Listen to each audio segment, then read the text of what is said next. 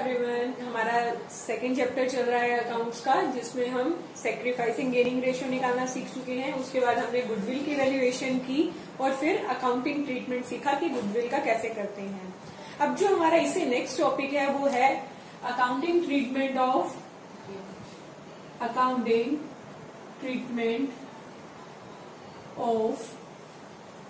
accumulated profits and losses. इसका क्या मतलब है? हम यहाँ पर बात कर रहे हैं एक्यूमुलेटेड प्रॉफिट एंड लॉसेस की, उसका अकाउंटिंग ट्रीटमेंट हम यहाँ पर सीखेंगे। एक्यूमुलेटेड का मतलब होता है इकट्ठा होना। तो जो भी आज तक का हम ये चैप्टर जो कर रहे हैं, हम क्या कर रहे हैं, जब भी एग्जिस्टिंग पार्टनर्स के बीच में प्रॉफिट शेयरिंग रेशियो चेंज होगी, तो ये जो आप टॉपिक्स कर रहे हैं ये आपके आने वाले चैप्टर नंबर 3 में, चैप्टर नंबर 4 में सब कुछ सेम ही चलेगा। क्योंकि इसके अंदर क्या है, एग्जिस्टिंग पार्टनर्स के अंदर प्रॉफिट शेयरिंग रेशियो चेंज हो रही है। जब हम नेक्स्ट चैप्टर करेंगे तो नया पार्टनर एडमिशन लेगा, उससे नेक्स्ट चैप्टर में एक पार्टनर रिटायर हो जाएगा। तो आपके कंसेप्ट्स तो वही सेम चलेंगे, जो भी आपको एडजस्टमेंट्स करनी होती हैं वही करनी होगी। तो यहाँ पर हम बात कर रहे हैं एक्यूमुलेटेड प्रॉफिट एंड लॉसेस की।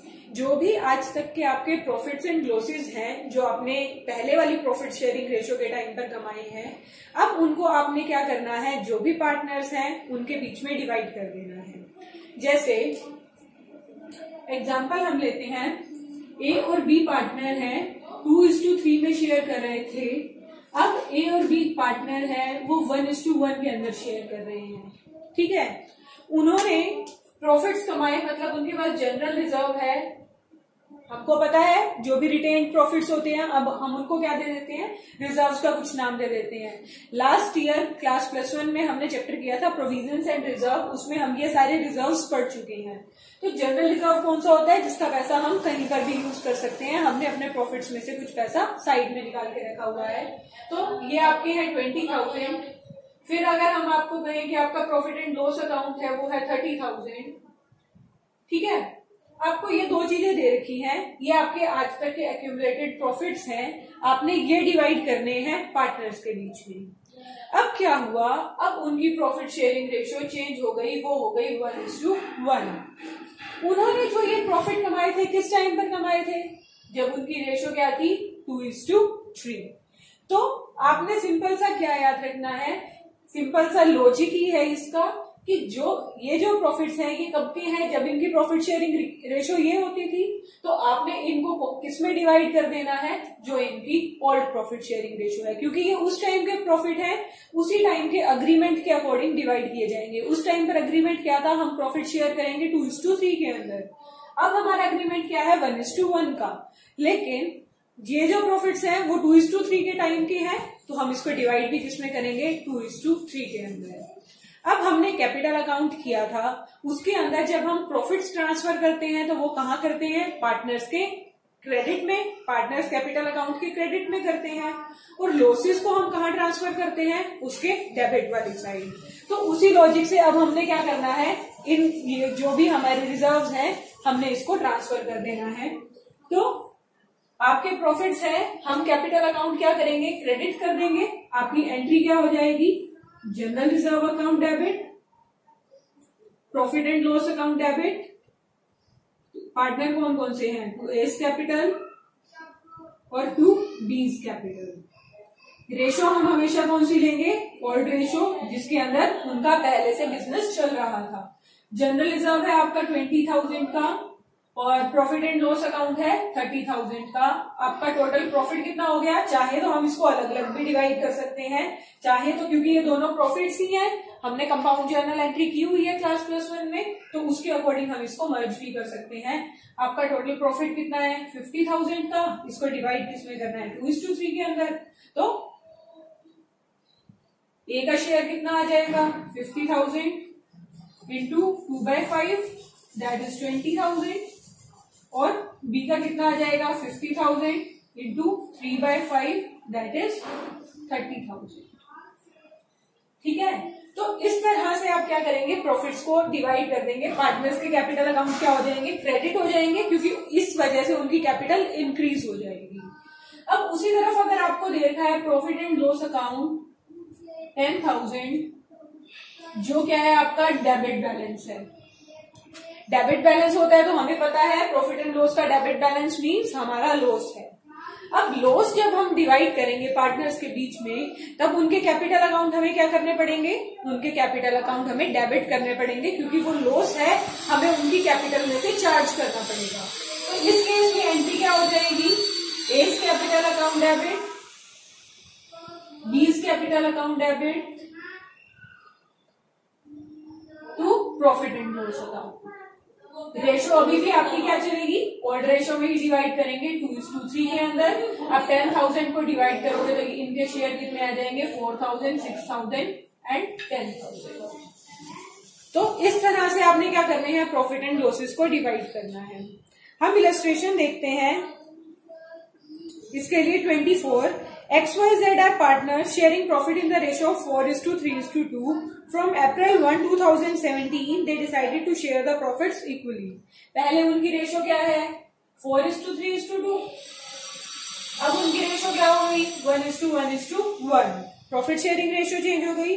On that date, their book showed the following balances. क्या क्या दिखा रहा है, नंबर 1 है profit and loss account. Profit and loss account का क्रेडिट बैलेंस का मीन्स प्रॉफिट है। जनरल रिजर्व है, प्रॉफिट ही होता है। वर्कमैन कंपनसेशन रिजर्व है, तो वो भी हमारा प्रॉफिट होता है। क्लास +1 में हमने सीखा भी था वर्कमैन कंपनसेशन रिजर्व क्या होता है, कि अगर काम करते हुए फैक्ट्री में या कंपनी में काम करते हुए किसी वर्कर का कोई एक्सीडेंट हो जाता है तो हम उसको कंपनसेशन प्रोवाइड करने के लिए पहले से कुछ रिजर्व बनाकर रखते हैं। तो ये तीनों आपके प्रॉफिट्स हैं। हम क्या करेंगे, इसको कौन सी रेशो में डिवाइड करेंगे, ओल्ड रेशो में 4:3:2 के अंदर हम डिवाइड कर देंगे। नेक्स्ट है एडवर्टीजमेंट सस्पेंस अकाउंट। हमने लास्ट टाइम किया था डेफर्ड रेवेन्यू एक्सपेंडिचर एडवर्टीजमेंट का, कि हम खर्चा तो पहले कर देते हैं लेकिन आने वाले टाइम में हम उसको क्या करते जाते हैं, राइट ऑफ करते जाते हैं। तो वो खर्चा तो ऑलरेडी हो ही चुका है। अब हमने सिर्फ हम उसको क्या करते हैं, एज अ लॉस ट्रीट करते हैं और एडवर्टीजमेंट को एज अ लॉस तीनों पार्टनर्स में डिवाइड कर देंगे। कौन सी रेशो में, 4:3:2 के अंदर। तो इस तरह से आपने ये क्वेश्चन करने हैं। इससे जो नेक्स्ट टॉपिक है वर्कमैन कंपनसेशन रिजर्व, अब हम वो करेंगे। वर्कमैन कंपनसेशन रिजर्व का क्वेश्चन स्टार्ट करने से पहले हम उसके कुछ केसेस देख लेते हैं। हमारा क्वेश्चन चल रहा है किससे रिलेटेड, वर्कमैन कंपनसेशन रिजर्व से रिलेटेड।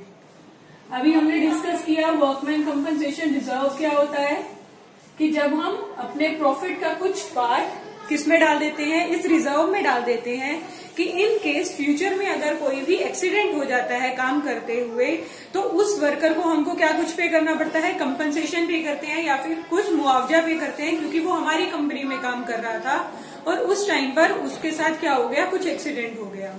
तो हम क्या करते हैं, ये पहले से एक रिजर्व बनाकर रखते हैं। इसके अंदर हम देखते हैं क्या क्या केसेस हो सकते हैं, किस तरह से हम उसका अकाउंटिंग ट्रीटमेंट करेंगे जब भी पार्टनर्स के बीच में प्रॉफिट शेयरिंग रेशियो चेंज होगी। तो फर्स्ट केस है, if there is no claim against workman compensation reserve. अगर आपका कोई भी क्लेम नहीं है, फर्स्ट है कोई भी क्लेम नहीं है, मतलब जितने का भी आपका रिजर्व है आपने किसी को कुछ नहीं पे करना। अगर आपका रिजर्व यहाँ पर है 50,000 का, तो आपने किसी बाहर वाले को तो, किसी वर्कर को तो कुछ पे करना नहीं है। आपके जो ये 50,000 की अमाउंट है वो किसके लिए है, पार्टनर्स के प्रॉफिट में से हमने काट के अपने बिजनेस में रखी थी। अब हम क्या करेंगे, इस रिजर्व को डिवाइड कर देंगे किसके बीच में, पार्टनर्स के बीच में। और कौन सी रेशो में, हमेशा जो रेशो रहती है वो ओल्ड प्रॉफिट शेयरिंग रेशो ही रहेगी। हमेशा जब हम शेयर करेंगे वर्कमैन कंपनसेशन रिजर्व को, वो ओल्ड प्रॉफिट शेयरिंग रेशो में करेंगे। नेक्स्ट है, if the claim for workman compensation is lower than the amount of workman compensation reserve. अब सेकंड केस के अंदर वो कहते हैं आपका क्लेम तो है, आपने पे तो करना है। जैसे क्लेम है 20,000 और आपका रिजर्व है 50,000 का, तो इस केस में 20,000 तो आपने क्लेम पे करना है और रिजर्व आपका है 50,000 का। तो 20,000 का क्लेम पे करने के बाद आपके पास कितना रिजर्व में पैसा बचेगा, 30,000। 50 में से 20 तो पे कर दिए, उसके बाद आपके पास 30,000 रुपीज बचेंगे। तो अब इस 30,000 को हम क्या करेंगे, पार्टनर्स के बीच में डिवाइड कर देंगे उनकी ओल्ड प्रॉफिट शेयरिंग रेशियो में। देन थर्ड केस क्या आता है, जहां पर आपका क्लेम और आपका रिजर्व इक्वल है। जैसे रिजर्व हमारा यहाँ पर 50,000 था, अब यहाँ पर आपका क्लेम भी कितना है 50,000 का। तो सबसे पहले तो हमको क्या पे करना पड़ेगा, क्लेम ही पे करना पड़ेगा। तो रिजर्व में से पहले हम क्लेम पे करेंगे, उसके बाद हमारा यहाँ पर तो कुछ बच नहीं रहा, 50,000 ही रिजर्व है, 50,000 ही क्लेम है, तो हमारा सारा पैसा क्लेम पे करने में ही पूरा हो जाएगा। पार्टनर्स को हम कुछ भी डिवाइड नहीं करेंगे। लास्ट जो आपका आता है, if the claim is more than the amount of workman compensation reserve. अब फोर्थ केस क्या कहता है, क्लेम तो है आपका 70,000 का और रिजर्व है अभी भी आपका 50,000 का। क्लेम 70,000 है, रिजर्व 50,000 है, तो इस टाइम पर आपको क्लेम तो कितना पे करना पड़ेगा, 70,000 ही पे करना पड़ेगा, क्योंकि आपके पास रिजर्व में 50,000 रुपीज है। तो आप क्या करोगे, 20,000 रुपीज कहां से चार्ज करोगे, रिवैल्यूएशन अकाउंट से। हम आगे रिवैल्यूएशन अकाउंट भी सीखेंगे, उससे पहले की एंट्री सीख लेते हैं। जैसे हम प्रॉफिट एंड लॉस अकाउंट से पैसे लेते हैं, जो भी हमारा एक्स्ट्रा खर्चा होता है हम वहां से चार्ज करते हैं, इसके अंदर हम रिवैल्यूएशन से चार्ज करेंगे। तो अब हमको क्या करना है, इसकी हम एक एक करके, ये हमारे 4 केसेस हैं, इससे रिलेटेड अब हम एंट्रीज करते हैं। इलस्ट्रेशन 26 देखते हैं। PQR sharing profit and losses in the ratio of 3:2:1, 3:Q:R, 3:2:1 के अंदर शेयर करते थे। Decide to share future profit and losses in the ratio of 4:3:2, 4:3:2। ये इनकी क्या है, ओल्ड रेशियो है, ये इनकी क्या है, न्यू रेशियो है। ठीक है, आगे वो आपको क्या कहते हैं, following an extract of the balance sheet as at 31 March 2017 आपको दे रखी है। लायबिलिटीज के अंदर आपका रिजर्व पड़ा है 60,000 रुपीज का।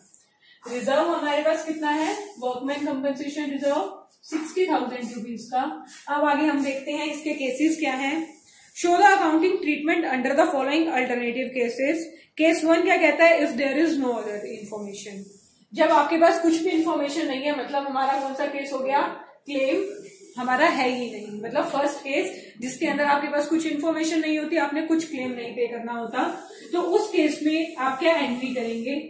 तो अब हमारे पास क्या है, जो रिजर्व पड़ा है वो तो 50,000 का है, सरप्लस है, हमने किसी को कुछ नहीं पे करना, तो ये आपका क्या हो गया, प्रॉफिट। आप डिवाइड कैसे कर देंगे, वर्कमैन कंपनसेशन रिजर्व टू जो भी आपके 3 पार्टनर्स हैं उनके capital account as a profit divide कर देंगे to P's capital account, to Q's capital account and to R's capital account. Ratio कौन सी रहेगी, हमेशा कौन सी में करते हैं, ओल्ड में, तो रेशियो आपकी हो जाएगी 3:2:1। आपका कितने का रिजर्व है, क्वेश्चन में आपको गिवन है 60,000 का। यहाँ पर तो हम अपना केस लेकर चल रहे थे, अपना एग्जांपल लेकर चल रहे थे, तो इसको हम डिवाइड कर देंगे 30,000, 20,000 एंड 10,000। ये फर्स्ट केस था जिसके अंदर कुछ इन्फॉर्मेशन नहीं गिवन होती, हम सारा का सारा रिजर्व किसको दे देते हैं, पार्टनर्स को, उनकी ओल्ड रेशियो के अंदर। अब सेकेंड केस देखते हैं। सेकेंड केस में वो कहते हैं, if a claim on account of workman compensation is estimated at 24,000।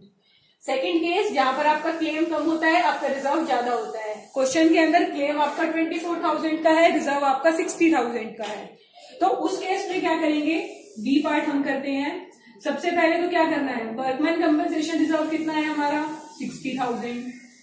हम क्या करते हैं, तीनों पार्टनर्स में डिवाइड कर देते हैं, लेकिन अब उससे पहले हमने क्या करना है, 24,000 तो हमने लायबिलिटी पे करनी है, तो हम यहाँ पर एंट्री क्या करेंगे, workman to workman compensation claim. Claim कितना पे कर रहे हैं, 24,000, और बाकी का क्या करना है, पार्टनर्स में डिवाइड करना है। एंट्री क्या हो जाएगी, P's capital account, to Q's capital account and to R's capital account. आप चाहें तो इसको अलग अलग भी कर सकते हैं, यहाँ पर 24,000 की एंट्री करके उसके बाद दोबारा से वर्कमैन कंपनसेशन रिजर्व जो आपका 36,000 का बचेगा वो डिवाइड कर सकते हैं, लेकिन यहाँ पर जो आपका 36,000 है वो आपने कौन सी रेशियो में डिवाइड करेंगे, 3:2:1 जो आपकी ओल्ड रेशियो है। तो ये कितना आ जाएगा, 18,000, 12,000 और 6,000। तो सेकंड केस के अंदर जो आपका पहले क्लेम था, आपने वो क्लेम पे कर दिया, उसके बाद वाला जो बचा वो पार्टनर्स के बीच में डिवाइड कर दिया। अब नेक्स्ट केस देखते हैं। If a claim on account of workman compensation is estimated at 60,000। तो हमारा कौन सा केस आ गया, थर्ड केस, जहां पर आपका क्लेम भी 60,000 है और रिजर्व भी आपका 60,000 है। तो अब आप सिर्फ कौन सी एंट्री करेंगे, ये वाली एंट्री। थर्ड केस के अंदर एंट्री क्या हो जाएगी, वर्कमैन कंपनसेशन का रिजर्व का पैसा कहाँ ट्रांसफर हो जाएगा, वर्कमैन कंपनसेशन क्लेम में कितना है 60,000, वो सारा का सारा हमने क्लेम में दे दिया। तो इस तरह से आपने 60,000 की पेमेंट कर दी, उसके बाद हमारे पास कुछ बचा नहीं, पार्टनर्स के बीच में हम कुछ डिवाइड नहीं कर सकते।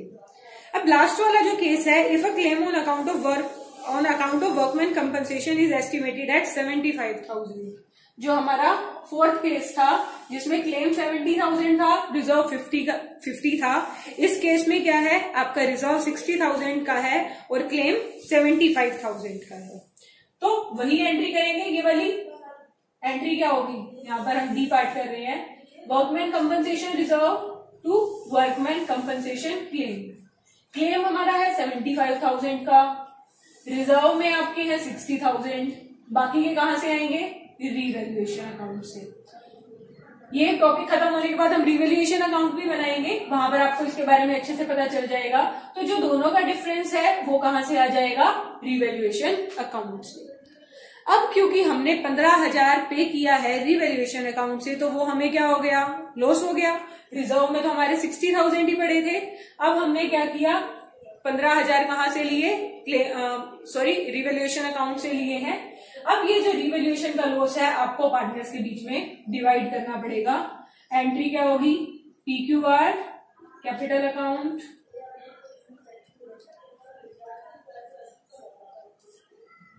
To revaluation account. जो 15,000 का आपका रिवैल्यूएशन का लॉस आया है वो आप कौन सी रेशो में डिवाइड करेंगे, अभी भी ओल्ड रेशो के अंदर 3:2:1। तो ये कितना आ जाएगा, 2500, 7500, 5000 एंड 2500।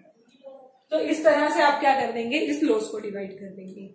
तो हमने 4 केसेस किए यहाँ पर। फर्स्ट, जहां पर आपका क्लेम कुछ नहीं होता, हमारे पास जितना भी पैसा होता है वो हम पार्टनर्स के कैपिटल अकाउंट में क्रेडिट कर देते हैं। फिर सेकंड केस, जहां पर आपका कुछ तो क्लेम है लेकिन उसके बाद वाला जो पैसा बचेगा वो हम पार्टनर्स के बीच में डिवाइड कर देंगे उनकी ओल्ड रेशो के अंदर। थर्ड केस के अंदर जितने का रिजर्व है उतने का क्लेम है, तो हमने सारा पैसा क्लेम में ट्रांसफर कर दिया। और लास्ट केस, जहां पर आपका जो क्लेम होता है वो ज्यादा होता है आपके रिजर्व से, तो हम क्या करते हैं, अब जो भी एक्स्ट्रा पैसा चाहिए वो रिवैल्यूएशन अकाउंट से लेंगे और उसके बाद वो रिवैल्यूएशन का जो लॉस है वो पार्टनर्स के बीच में डिवाइड कर देंगे। तो इस तरह से आपका वर्कमैन कंपनसेशन रिजर्व का क्वेश्चन होगा। अब आपने क्या करना है, एक तो हमने क्वेश्चन किए हैं इससे पहले एक्यूमुलेटेड प्रॉफिट्स एंड लॉसेस के, अब वो वाले इलस्ट्रेशंस करेंगे और उसके बाद वर्कमैन कंपनसेशन रिजर्व की करेंगे। अब ये वाला टॉपिक आपका आने वाले चैप्टर्स में भी है, तो इस चैप्टर को अच्छे से कर लीजिए ताकि आपका बेस अच्छे से बन जाए और आगे वाले चैप्टर्स में हमको वो चीज दोबारा ना करनी पड़े। तो ये वाला अब आपने जो आज करना है, ये 2 ही टॉपिक हैं जो हमने किए हैं। जो नेक्स्ट टॉपिक है वो हम नेक्स्ट क्लास में करेंगे। Thank you.